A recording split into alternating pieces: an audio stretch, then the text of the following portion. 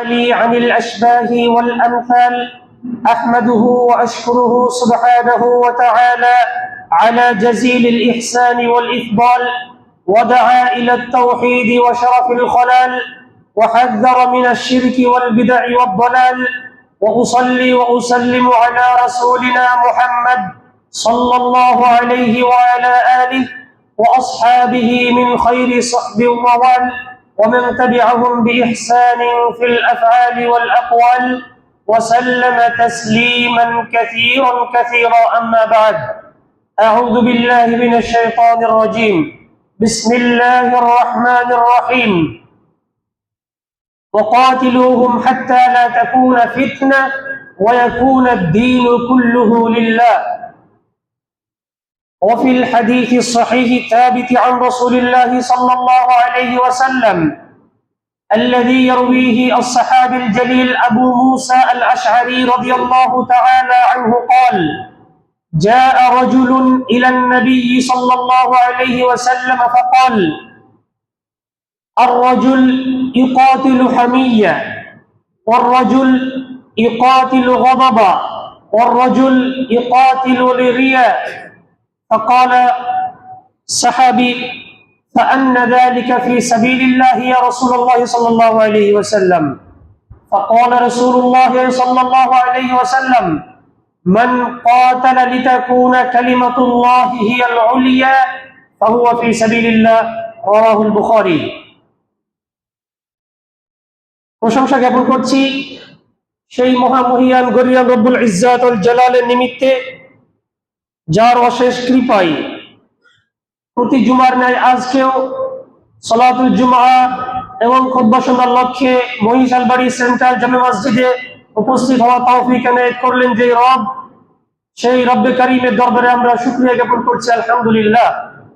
দুরূদ ও সালাম পেশ করছি আখির নবী, সর্বশেষ ও সর্বশ্রেষ্ঠ রাসূল আহমদ মুহাম্মদ মুস্তাফা, যার আদর্শে আদর্শিত হতে পারলে ইহলৌকিক শান্তি ও পরলৌকিক মুক্তি নিশ্চিত। তাই সেই মহান মানবের প্রতি আমরা দুরূদ পেশ করছি, আল্লাহুম্মা সাল্লি আলাইহি আল্লাহুম্মা বারিক আলাইহি।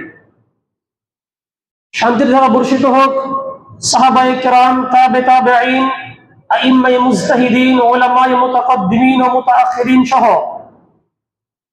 পৃথিবী সৃষ্টির সূচনা লগ্ন থেকে নিয়ে আজ পর্যন্ত যে সমস্ত মুসলিম ভাই বোনেরা ইহলৌকিক জীবনের ত্যাগ করে পরলৌকিক জীবনে পাড়ি জমিয়েছেন, রব্বুল আলামিন যেন তাদের মাকবারা তথা কবরস্থানকে জান্নাতের মাকাম বানিয়ে দেন, আল্লাহুম্মা আমিন।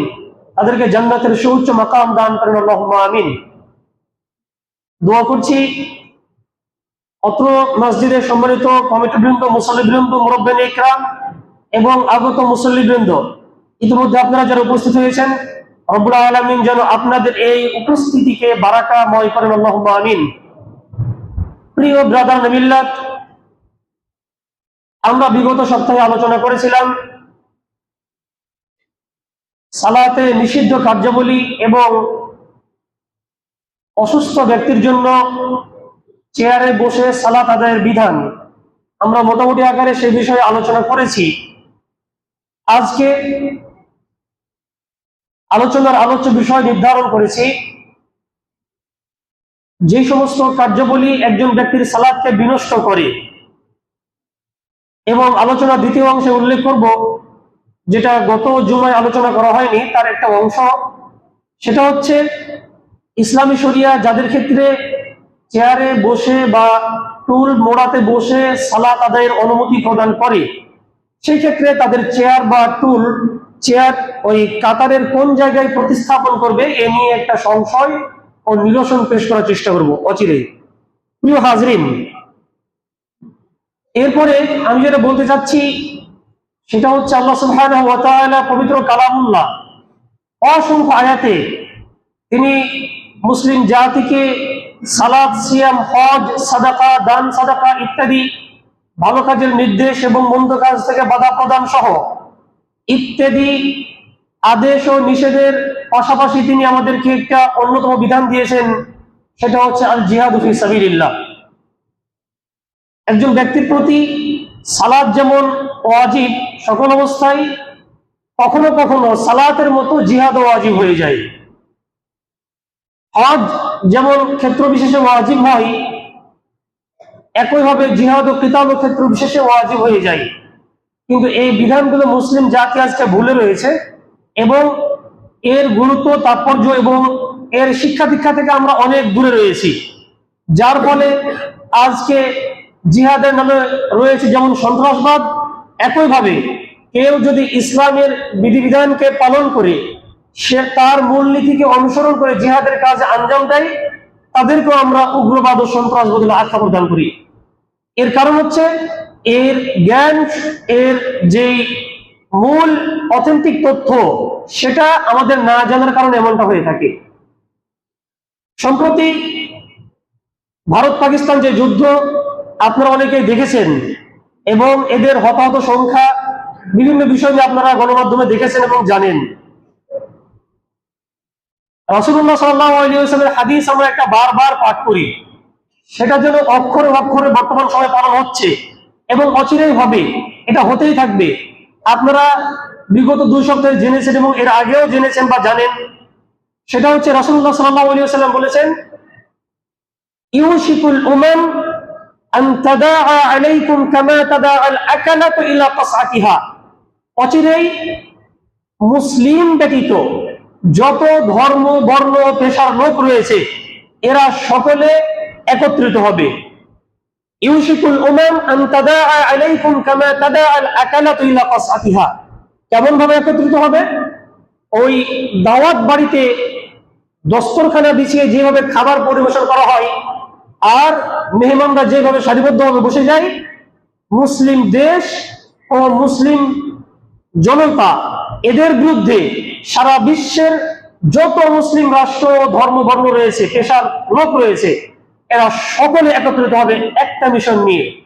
সেটা হচ্ছে মুসলিম জাতিকে বিশ্বের মানচিত্র থেকে কিভাবে তুলে দেওয়া যায়। তো রাসূলুল্লাহ ওই কথাই বলছেন, ইউশিকুল উমাম আন তাদাআ আলাইকুম কামা তাদাআল আকালাতু ইলা কাসআতিহা। ফাকালা কাইল ওয়া মিন কিল্লাতি নাহনু ইয়াওমাইদ। সাহাবায়ে কিরামের একজন প্রশ্ন করেছেন, ইয়া রাসূলুল্লাহ, এত কোটি কোটি মুসলিম জনতা, এর পিছনে মাত্র সামান্য কিছু বিধর্মী লোকরা এরা একত্রিত হয়ে মুসলিম জাতিকে ধ্বংস করে দেবে, তো সেই দিনের পরিণাম কি? সেই দিনের মুসলিম জনসংখ্যা কি এতটাই নগণ্য হবে যে বিধর্মীদের কাছে তারা মাথা নত করে তাদের আধিপত্য, তাদের শাসন, তাদের সংস্কৃতি, তাদের আইনকে মেনে নেবে? রাসূলুল্লাহ সাল্লাল্লাহু আলাইহি ওয়াসাল্লাম বলেছিলেন যে মুসলিম জাতির সংখ্যা কমবে না, এদের সংখ্যা অনেক বেশি হবে, কিন্তু এদের সংখ্যা হবে ওই বন্যায় খড়কুটোই ভেসে যায়, যেভাবে বন্যার সাথে বাড়িঘর, ধুলোমাটি, খড়কুটো, গাছপালা এইভাবে যেগুলো ভাসমান স্রোতের সাথে চলে যায়, মুসলিম জাতি নামে হবে মুসলিম, এদের আকীদা, এদের মানহাজ, এদের কর্ম, এদের বিশ্বাস, এদের আমল, আখলাক, চরিত্র সবকিছু বিধর্মীদের মতো হবে, নামে শুধুমাত্র মুসলিম। সম্মানিত হাজরিন, এটা আজকে বাস্তব। আজকে এই মুসলিম জাতি অসংখ্য ইহুদি, খ্রিস্টান, বৌদ্ধ, নাসারা বা ইসলাম বিদ্বেষী ব্যক্তিদের নাম ও তারকাদের নাম লালন করে, তাদের আদর্শকে ধারণ করে, তাদের সংস্কৃতিকে লালন করে, তাদের প্রতি ভালোবাসা দেখায়, অথচ সেই নামে মুসলিম ব্যক্তি সে জানে না ইসলাম কাকে বলে, মুসলিম কাকে বলে, তার উপরে দায়িত্ব কি। রাসূলুল্লাহ সাল্লাল্লাহু আলাইহি ওয়াসাল্লাম চিনে না, সাহাবায়ে কেরামের আদর্শ চিনে না, তাদের তরিকা, তাদের পথ সম্পর্কে জানারও চেষ্টা করে না, অথচ তার পড়াশোনা নাই, জ্ঞান গরিমা নাই, অথচ ওই হিন্দু তারকার নাম তার ঠিকই মনে আছে, সে কখন কয়টা মুভি করেছে তার জানা আছে, তার সফর কোথায় হচ্ছে সেটা জানা আছে, অথচ মুসলিম হিসেবে তার প্রতি দায়িত্ব কি ছিল মুসলিম জাতি আজকে সেই দিকে মোটেও গুরুত্ব করছে না। তো এই জাতির পতন হবে না, তো পতন হবে কোন জাতির? সম্মানিত হাজরিন, এই জন্য এই জাতি আজকে তাওহীদ চিনছে না, ইসলাম চিনছে না, আল ওয়ালা ওয়াল বারা বুঝছে না, এই জন্য এই জাতি আজকে পদস্খলন পদে পদে ঘটছে। সম্মানিত উপস্থিতি, আল্লাহ সুবহানাহু ওয়া তাআলা বলেছেন, ওয়াকাতিলু ফি সাবিলিল্লাহিল্লাযীনা ইউকাতিলুনাকুম, ওয়াকাতিলু ফি সাবিলিল্লাহ, তোমরা আল্লাহর রাস্তায় জিহাদ ও কিতাল করো, আল্লাযীনা ইউকাতিলুনাকুম, যারা তোমাদের সাথে জিহাদ ও কিতাল করে, তোমাদেরকে যারা নিরস্ত্র করতে চাই, তোমাদেরকে যারা হত্যা করে, বাড়িঘর ছাড়া করে, তোমাদের দেশ থেকে উৎখাত করে দেয়, মুসলিম জাতিকে বিরান এক ভূমি প্রদান করে, তাদেরকে হত্যা করে, নির্যাতন করে, গুম করে, খুন করে, তোমরা একযোগে ওই সমস্ত বিধর্মীদের বিপরীতে তোমরা এক সত্তা, এক দেহ হয়ে দাঁড়িয়ে যাও এবং তাদের বিরুদ্ধে যুদ্ধ করো। وقاتلوهم حتى لا تكون فتنة ويكون الدين كله لله।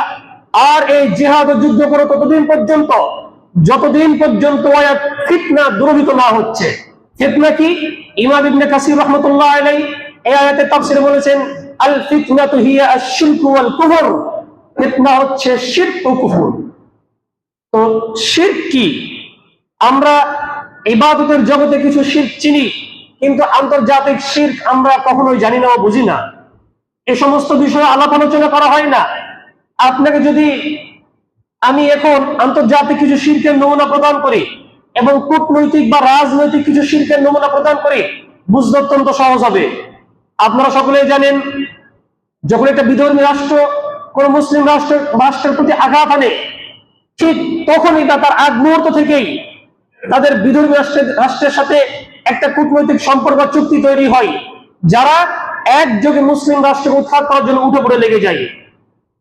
এই সম্প্রতিগত এই ইসরায়েল ফিলিস্তিন ইস্যুকে কেন্দ্র করে আপনারা জানেন যে ইসরায়েল যাদের মদদে যুদ্ধ করেছে, এদের মাথা হচ্ছে কারা? সাপের মাথাকে আমেরিকা। এই আমেরিকা যত যুদ্ধ বিমান, বুলেট, বোমা, ট্যাঙ্ক, গোলাবারুদ যা পাঠাইছে, এগুলো পাঠিয়েছে সমুদ্র পথ দিয়ে। যে সমুদ্র পথগুলো ছিল স্বয়ং মিডল ইস্টের মধ্যবর্তী রাষ্ট্রগুলো দিয়ে।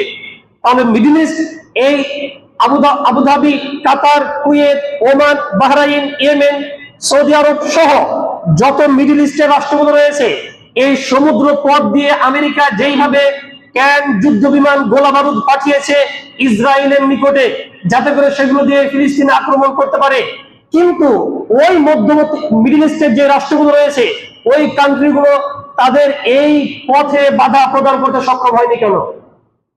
কারণ তারা এটা কোনোদিন বিবেচনা করেনি যে আজকে যদি আমরা এদেরকে বাধা প্রদান করি, তাহলে মুসলিম জাতি রক্ষা পাবে, মুসলিম জাতি এক দেহে পরিণত হয়ে এই কুফর রাষ্ট্রের বিপরীতে দাঁড়াতে হবে। অথচ তারা এই কাজ না করে তাদের কূটনৈতিক সম্পর্ক এবং রাজনৈতিক চুক্তি বা কূটনৈতিক সম্পর্কের কারণে তারা এই আমেরিকার এই সমুদ্র পথ, যে সমুদ্র পথ চলে গিয়েছে মিডল ইস্টের বিভিন্ন মুসলিম কান্ট্রির মধ্য দিয়ে, তারা বাধা প্রদান করেনি। তারা বাধা প্রদান করলে একইভাবে তাদেরকেও এই বিপদের সম্মুখীন হতে পারে, এই জন্য তারা বাধা প্রদান করেনি। রাসূলুল্লাহ সাল্লাল্লাহু আলাইহি ওয়াসাল্লাম কি বলেছেন? যে জাতি অর্থের লোভে সামাজিক চুক্তি, রাজনৈতিক চুক্তি বা কূটনৈতিক সম্পর্ক বা আন্তর্জাতিক চুক্তি বা জাতিসংঘ আইন, বিভিন্ন ইস্যুকে সামনে নিয়ে মুসলিম জাতিকে ধ্বংসের জন্য সাহায্য করে, সাহায্যের হাত বাড়ায় বা বিভিন্নভাবে চুপ থাকে, সাহায্য করার সামর্থ্য থাকা সত্ত্বেও এদের সম্পর্কে রাসূলুল্লাহ সাল্লাল্লাহু আলাইহি ওয়াসাল্লাম বলেছেন, এরা হচ্ছে মুনাফিক, এরা হচ্ছে শেষ জামানার শ্রেষ্ঠ মুনাফিক। বুখারীর বর্ণনায় একজন ব্যক্তি রাসূলুল্লাহ সাল্লাল্লাহু আলাইহি ওয়াসাল্লামের নিকটে আসলেন। আসার পরে বলছেন, ইয়া রাসূলুল্লাহ, মান কাতালা হামিয়া আও শুজাআ আও গাদাবা আও রিয়া। আমাদের এমন অনেক রাষ্ট্র আছে, এমন অনেক সৈন্য সামন্ত আছে, এমন অনেক প্রতিরক্ষা বাহিনী আছে, এমন অনেক দেশ ও শাসক রয়েছে যারা যুদ্ধ করে জাতীয়তাবাদের জন্য, যারা যুদ্ধ করে ফ্যামিলিজমের জন্য, যারা যুদ্ধ করে শিরকের জন্য, যারা যুদ্ধ করে বীরত্বের জন্য, যারা যুদ্ধ করে টাকা পয়সার জন্য, যারা যুদ্ধ করে এমন কতগুলো ইস্যুকে সামনে এনে মুসলিম জাতিকে ধ্বংস করার জন্য। তাহলে এরা যদি নামে মুসলিম হয়, আসলে প্রকৃত যুদ্ধকারী কারা? রাসূলুল্লাহ সাল্লাল্লাহু আলাইহি ওয়াসাল্লাম বললেন, তুমি শুনে রাখো, মান কাতালা লিতাকুনা কালিমাতুল্লাহি হিয়াল উলিয়া ফাহুয়া ফি সাবিলিল্লাহ। ওই সমস্ত মুসলিম নামধারী মুসলিম রাষ্ট্রগুলো, মুসলিম দেশগুলো, মুসলিম সেনাবাহিনীগুলো, প্রতিরক্ষা বাহিনীগুলো, বিমান বাহিনী, যুদ্ধ বাহিনী, যাই বলুন না কেন, এরা যদি সির্ফ আল্লাহর দ্বীন, ইসলাম ও মুসলিমদের রক্ষার্থে জিহাদ ও যুদ্ধ করে, ফাহুয়া ফি সাবিলিল্লাহ, এটাই কেমন হবে আল্লাহর রাস্তায় জিহাদ ও যুদ্ধ করা, অন্যটা নয়।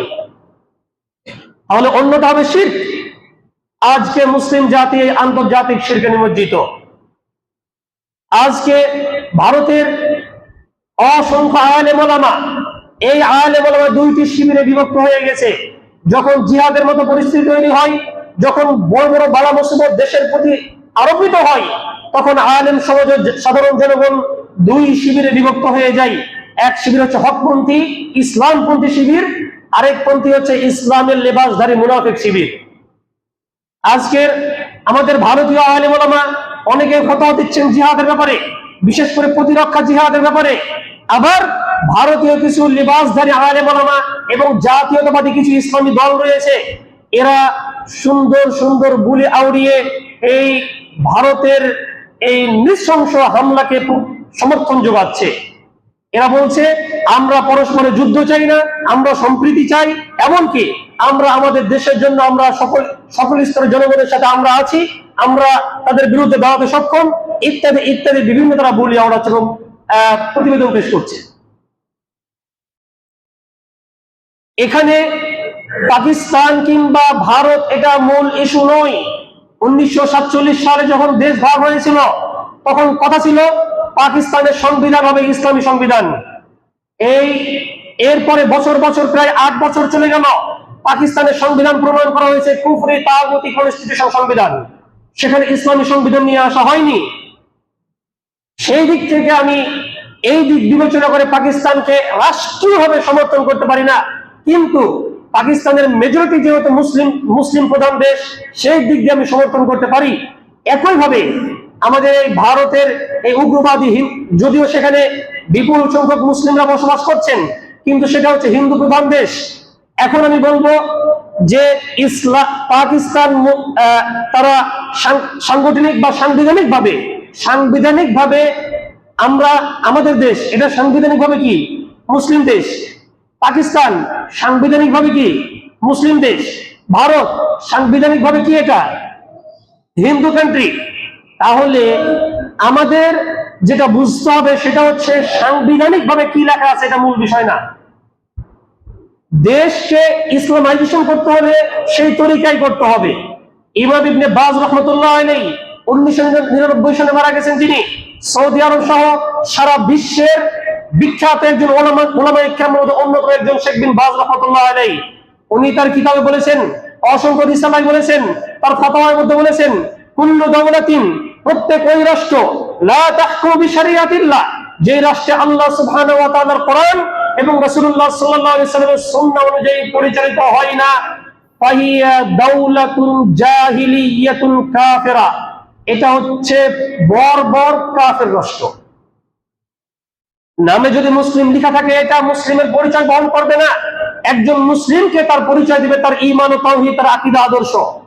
সম্মানিত হাজিরিন, আমি যেটা বলছিলাম, এই ক্ষেত্রে মুসলিমদের অবস্থান হবে অবশ্যই ভারত বিরোধী এবং পাকিস্তানের পক্ষে, কারণ পাকিস্তান হচ্ছে তাদের মেজরিটি, সেটা যেহেতু মুসলিম প্রধান দেশ, এবং এই হিন্দুত্ববাদী বিভিন্ন সংগঠন সহ ভারতের যেই এই গোমূত্রখোররা রয়েছে, এরা শুধুমাত্র পাকিস্তানকে হামলা করতে চায় না, এরা পাকিস্তানকে হামলা করলেও এদের মনের মধ্যে রয়েছে ইসলাম বিদ্বেষ ও মুসলিম বিদ্বেষ। এরা চায় একে একে মুসলিমদেরকে ধ্বংস করা, আহত করা। এই জন্য অসংখ্য বিধর্মী রাষ্ট্রগুলো তাদের সাথে আঘাত করছে এবং তারা এই বিভিন্ন অস্ত্র যোগান দিচ্ছে, অর্থ সহায়তা করছে, কিন্তু মুসলিম জাতি আছে কেন চুপ করে বসে আছে। ওই যে রাসূলুল্লাহ সাল্লাল্লাহু আলাইহি ওয়াসাল্লাম বলেছিলেন, শেষ জামানায় মুসলিম রাষ্ট্রগুলো মুনাফিকের ভূমিকা পালন করবে, অসংখ্য মুসলিম রাষ্ট্র থাকবে, মুসলিম দেশ থাকবে, শাসক থাকবে, সেনাবাহিনী থাকবে, কিন্তু এরা একটাও মুসলিমদের হয়ে কাজ করবে না। এরা কাজ করবে জাতীয়তাবাদের জন্য, এরা জীবন দিবে, যুদ্ধ করবে জাতীয়তাবাদের জন্য। আজকে যদি ভারতে কোনো একজন মুসলিম নির্যাতিত হয়, বাঙালি সহ সারা বিশ্বের যত মুসলিম রয়েছে তাদের ব্যথায় ব্যথিত হবে, এটা হচ্ছে ঈমান।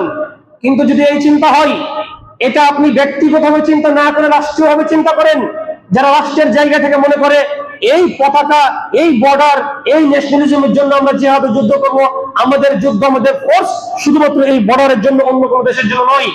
এখন ওই দেশে যদি কোনো মুসলিম সেনাবাহিনী থাকে এবং তাদের শুধুমাত্র সির্ফ দেশের ও পতাকাকে প্রতিষ্ঠা করার জন্য যুদ্ধ করে, এরা কি শহীদ হবে? যদিও সে মুসলিম হয়, কখনোই সে শহীদ হবে না, কারণ তার চিন্তা চেতনা কখনোই ছিল না ইসলামকে প্রতিষ্ঠা করা। তার চিন্তা চেতনা ছিল বেতনের জন্য, পয়সার জন্য, অর্থের জন্য, আর জাতীয়তাবাদকে প্রতিষ্ঠা করার জন্য। সম্মানিত উপস্থিতি, আল্লাহ তাআলা মুসলিম জাতিকে সুমতি দান করুন, আল্লাহুম্মা আমিন। নির্যাতিত মুসলিমদেরকে রক্ষা করুন, আল্লাহুম্মা আমিন। গোমূত্রখোর মালাউনদেরকে ধ্বংস করুন, আল্লাহুম্মা আমিন। যে যত বড় ভারত বিদ্বেষী, সে তত বড় বাংলা প্রেমিক। যে যত বড় ভারত বিদ্বেষী, সে আন্তর্জাতিকভাবে এই জায়গায় ইসলামকে ভালোবাসে তত বেশি। এই জন্য ভারত বিদ্বেষী হতে শিখবেন। ভারত কখনো মুসলিমদের উপকার করবেন, এটা মনে রাখবেন। অচিরে দিন যাবে, বছর যাবে, এমন একটা সময় আসবে যেই সময় আবু হুরায়রা রাদিয়াল্লাহু তাআলা আনহুর হাদিস রয়েছে নাসাই শরীফে, বিশুদ্ধ হাদিস। আবু হুরায়রা রাদিয়াল্লাহু তাআলা আনহু বলেছিলেন যে শেষ সময় গাজওয়াতুল হিন্দ হবে, এই ভারতীয় উপমহাদেশে একটা যুদ্ধ হবে। আমি চাই আবু হুরায়রা, আমি চাই আল্লাহ সুবহানাহু ওয়া তাআলা যদি আমাকে ততদিন পর্যন্ত বাঁচিয়ে রাখেন, আমি ওই গাজওয়াতুল হিন্দে শরীক হব, জিহাদ যুদ্ধ করব।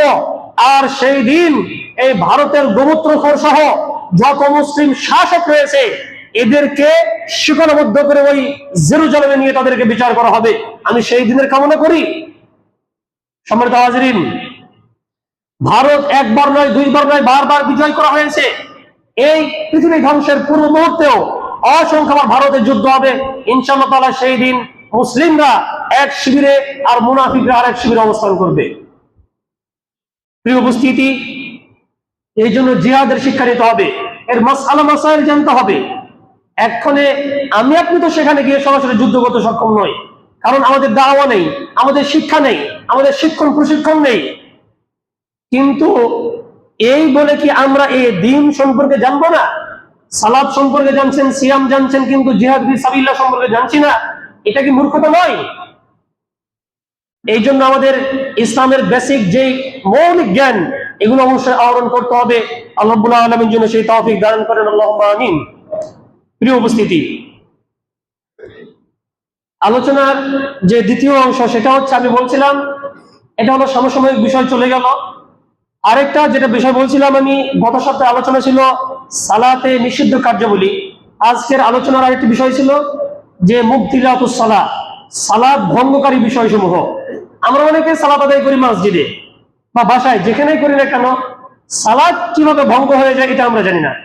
এমন কিছু হয়তো বা কর্ম ঘটে গেছে যেটা সালাতকে বিনষ্ট করতে পারে না, কিন্তু আমরা মনে করি হয়তো সালাত ভেঙে গেছে। এই জন্য সংক্ষিপ্ত পরিসরে আমরা সালাত ভঙ্গের কারণগুলো সম্পর্কে জানি একটু। এক নম্বর, সালাতরত অবস্থায় যদি আপনার এটা মনে হয় যে আমার ওযু নষ্ট হয়ে গেছে, এইরকম যদি সন্দেহ বা সংশয় তৈরি হয়, সেই ক্ষেত্রে আপনি কি করবেন? এবং এটা একটা সালাত ভঙ্গের অন্যতম কারণ। যদি আপনি নিশ্চিত হয়ে যান যে আপনার ওযু ভেঙে গেছে, সেক্ষেত্রে আপনি সালাত ছেড়ে চলে যাবেন। সালাত ছেড়ে চলে গিয়ে আবার আপনার প্রয়োজন সেরে ওযু করে সালাতে শামিল হবেন। আপনি যেই কয়েক রাকাত আপনার হয়েছে, পরবর্তী কয়েক রাকাত আপনি সেটা আদায় করে নেবেন, পরিপূর্ণ আদায় করার প্রয়োজন নেই। তো যাই হোক, একবার একজন ব্যক্তি শাকা ইলা রাসূলিল্লাহ সাল্লাল্লাহু আলাইহি ওয়াসাল্লাম, আল্লাহর রাসূলের নিকটে অভিযোগ করলেন যে ইখাইয়ালু ইলাইহি আন্নাহু ইয়াজিদু শাই, সে সালাত আদায় করা অবস্থায় তার পেটের মধ্যে এমন কিছু অনুভব করছে, হয়তোবা তার ওযু ভেঙে গেছে বা বায়ু নিঃসরণ হয়ে গেছে। তো এই বিষয় সম্পর্কে প্রশ্ন করলে রাসূলুল্লাহ বললেন লা ইয়ানসারিফ, সে যেন সালাত থেকে ফিরে না যায়, হাত্তা ইয়াসমাআ সাওতান আও ইয়াজিদা রিহা, যতক্ষণ না পর্যন্ত সে বায়ু নিঃসরণের শব্দের আওয়াজ শুনতে না পাচ্ছে অথবা দুর্গন্ধ না পাচ্ছে। এর মানে শয়তান অনেক সময় আমাদেরকে ওয়াসওয়াসা দেয়, এই তোর সালাত নষ্ট হয়ে গেছে, বা সালাত পড়ার দরকার নাই, চলে যা, বা সালাত শেষ। এক পর্যায়ে আপনার মনে একটা সংশয় তৈরি করে। সংশয় তৈরি করার ফলে আপনি ভাবতে থাকেন হয়তো আমার সালাতের ওযু নষ্ট হয়ে গেছে। তো এমনটা হতে পারে। তো রাসূলুল্লাহ সাল্লাল্লাহু আলাইহি ওয়াসাল্লামকে প্রশ্ন করা হলো, এমনটা হলে আমরা কি করব? নিশ্চিত না আমার ওযু হয়ে গেছে, এটা নিশ্চিত না, কিন্তু অনেক সময় সংশয় তৈরি হয়। রাসূলুল্লাহ বললেন, যদি তুমি বায়ু নিঃসরণের আওয়াজ শুনতে পাও কিংবা দুর্গন্ধ অনুভব করো, তবে বের হয়ে চলে যাবে। যদি এমনটা না পাও, শুধুমাত্র সংশয় বা সন্দেহের কারণে তুমি সালাত পরিত্যাগ করবে না। তাহলে এটা একটা সালাত ভঙ্গের অন্যতম কারণ। সেটা হচ্ছে কি, যদি আপনি নিশ্চিতভাবে জানেন আপনার সালাতে ওযু নষ্ট হয়ে গেছে। 2 নাম্বার, বিনা কারণে কোনো ওজর ছাড়াই সালাতের যদি রুকন নষ্ট হয়, সালাতের রুকন মানে বুঝেন না, যেটা আবশ্যিক, যেটা সালাতের অত্যন্ত গুরুত্বপূর্ণ বিষয়। রুকন মানে পিলার বা খুঁটি, খুঁটি পড়ে গেলে ছাদ যেমন ভেঙে যায়, সালাতের রুকন যদি নষ্ট হয়ে যায় সালাত নষ্ট হয়ে যায়। রুকন কি? আল কিয়াম ওয়া আল কুদরা, যিনি দাঁড়াতে সক্ষম অবশ্যই দাঁড়িয়ে সালাত আদায় করবেন, এর দাঁড়ানোটা একটা রুকন। রুকু করা রুকন, সাজদা করা রুকন, রুকুতে স্থির ভাবে থাকা, দুই সাজদার মাঝে স্থির ভাবে থাকা, সাজদাগুলো স্থির ভাবে করা, সালাম ফেরানো, শেষ বৈঠক করা, সূরা ফাতিহা তেলাওয়াত করা প্রতি রাকাতে, এগুলো হচ্ছে কি? রুকন। তো বিশেষ করে যদি সালাতের এই সমস্ত রুকন সমূহের কোন রুকন ছুটে যায় তাহলে সেই ব্যক্তির সালাত বাতিল বলে গণ্য হবে। সম্মানিত হাজরিন, সময় যেহেতু সংক্ষেপ, এখন বাতিল যেহেতু সালাত, কোন ক্ষেত্রে সাহু সাজদা লাগবে এটা আমরা অন্যদিন আলোচনা করবো ইনশাআল্লাহ। 3 নম্বর, সালাতে সংশোধন করার উদ্দেশ্য ছাড়াই এমনিতে কথাবার্তা বলা। সালাতের মাঝে কথাবার্তা হয় কিভাবে? রাসূলুল্লাহ সাল্লাল্লাহু আলাইহি ওয়াসাল্লামের জামানায় এমন অনেক দিন ঘটেছে, রাসূল সাল্লাল্লাহু আলাইহি ওয়াসাল্লাম 4 রাকাতের জায়গায় 2 রাকাত সালাত আদায় করে উঠে গেছেন। এবার একজন ব্যক্তি প্রশ্ন করলেন, ইয়া রাসূলুল্লাহ, আনুসিতা আম কুসিরাতিস সালাত, আপনি কি সালাত সম্পর্কে ভুলে গেছেন নাকি সালাত 4 রাকাত থেকে 2 রাকাতে নিয়ে আসা হয়েছে? আল্লাহ রাসূল বলেন, আমি ভুলিও নি আর সালাত কমানো হয়নি। তার মানে তিনি নিশ্চিতভাবে জানেন আমি 4 রাকাত আদায় করেছি, কিন্তু সাহাবায়ে কেরাম জেনেছেন কি তিনি 2 রাকাত আদায় করেছেন। এবার আরেকজন ব্যক্তি যখন বলল, তাকে সত্যায়ন করলো না সে সঠিক বলেছে এবং আপনি 2 রাকাত আদায় করেছেন 4 রাকাতের পরিবর্তে। তো এই যে এতক্ষণ কথাবার্তা হলো, এরপরে রাসূলুল্লাহ সাল্লাল্লাহু আলাইহি ওয়াসাল্লাম যখন নিশ্চিত হলেন যে হ্যাঁ সালাত 2 রাকাত হয়েছে, মুসল্লিরা সমর্থন করেছে 2 রাকাতের পক্ষে, এরপরে তিনি দাঁড়িয়ে আবার 2 রাকাত সালাত আদায় করে শেষে 2টা সাহু সাজদা দিয়েছেন। তাহলে এই যে কথাবার্তা বলা সালাতের মধ্যে, এই সালাতের জন্য কথাবার্তা হলো ইমাম ও মুসল্লির মধ্যে, এই কথা পূর্বোক্ত সালাত 2 রাকাত হয়েছে এটাকে নষ্ট করতে পারে না। এই জন্য রাসূলুল্লাহ সাল্লাল্লাহু আলাইহি ওয়াসাল্লাম হাদিস রয়েছে যে কুননা নাতাকাল্লামু ফিস সালাতি বিকালামির রাজুলি সাহিবি। সাহাবায়ে কেরামের যুগে, রাসূলুল্লাহ যুগে এই মুসল্লিরা পাশাপাশি হয়ে তারা কথাবার্তা বলতো সালাত অবস্থায়, তাদের প্রয়োজনীয় কথাবার্তা বলতো। তো হাত্তা নাযালাত, এই কথাবার্তা বলার কারণে আল্লাহ সুবহানাহু ওয়া তাআলা সূরা বাকারার 238 নম্বর আয়াত নাযিল করলেন। তিনি বললেন, ওয়াকুমু লিল্লাহি কানিতিন, তোমরা অমনোযোগী না হয়ে, কথাবার্তা না বলে বিনম্র চিত্রে ভদ্র হয়ে আল্লাহর দরবারে দাঁড়িয়ে যাও নম্রভাবে।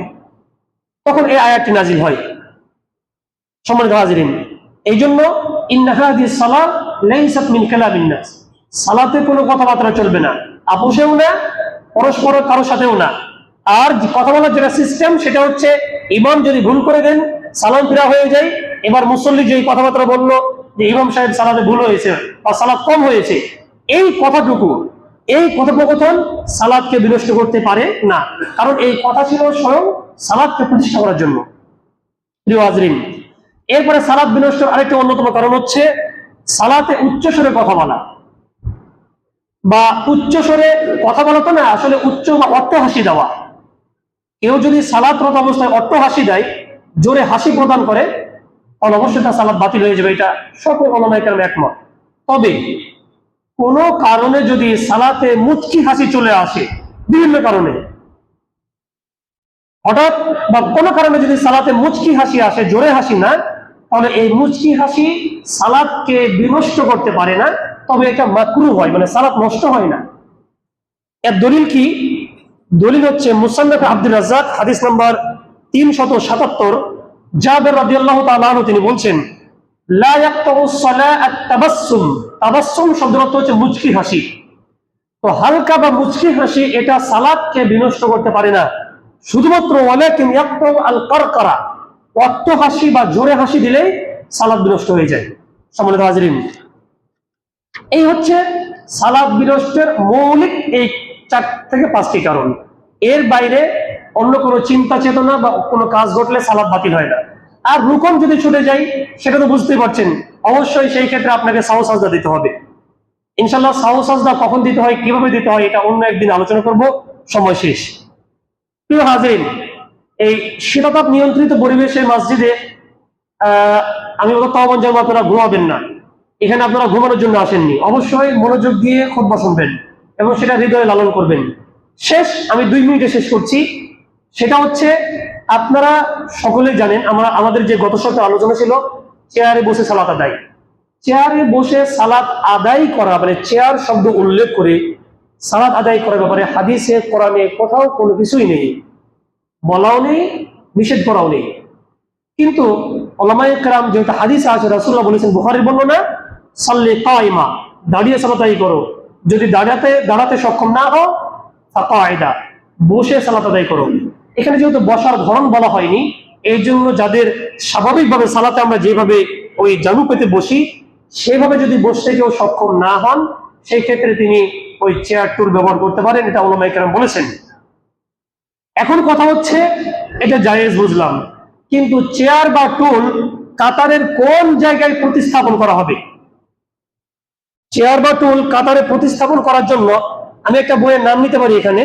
বইটা সৌদি আরবের বিখ্যাত একটা বিশ্ববিদ্যালয়, ইমাম মুহাম্মদ বিন সৌদ বিশ্ববিদ্যালয়।